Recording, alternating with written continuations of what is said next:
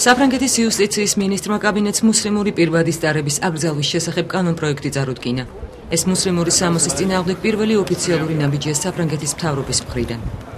კანონპროექტის მიხედვით, ვინც კანონს არ დაემორჩილება, 150 ევროთი დაჯარიმდება და შესაძლოა საფრანგეთის მოქალაქეობაც ჩამოერთვას. ასევე 15,000 ევროს გადაიხდის ან ციხეში ჩაჯდომა მოუწევს იმ ადამიანს, ვინც მუსლიმ ქალებს პირბადის დარებას აიძულებს. პირბადეების შესახებ ისაუბრა საფრანგეთის პრეზიდენტმაც. ნიკოლას სარკოზი აღნიშნავს, რომ მოქალაქეებს სახე დაფარული არ უნდა ჰქონდეთ. თავად მუსლიმი ქალების ნაწილი ამ ფაქტს აპროტესტებს და აცხადებს, რომ მათი უსაფრთხოება კითხვის ნიშნის ქვეშ დგება. იმ შემთხვევაში, თუ მთავრობის გადაწყვეტილებას ყველა მუსლიმი ქალი არ შეასრულებს, საფრანგეთის მოქალაქეები ჩვენს მიმართ აგრესიულები გახდებიან და მათ ისლამოფობიური გრძნობა გაუჩნდებათ. მთავრობა არწმუნებს მოსახლეობას, რომ ყველა ის ადამიანი, ვისაც პირბადე უკეთია, ტერორისტია.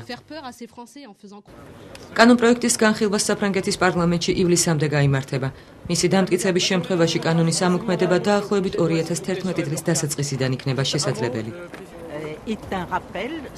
ჩვენ შევეცდებით ავუხსნათ მოსახლეობას, თუ რატომ არის აუცილებელი და რატომ მოითხოვს საზოგადოებაში ცხოვრება ადამიანების სახის ჩვენებას. საფრანგეთმა მუსლიმური თავსებურავების გამოყენება სკოლებში ჯერ კიდევ 2004 წელს აკრძალა. მსგავს კანონპროექტზე მუშაობენ ბელგიაშიც.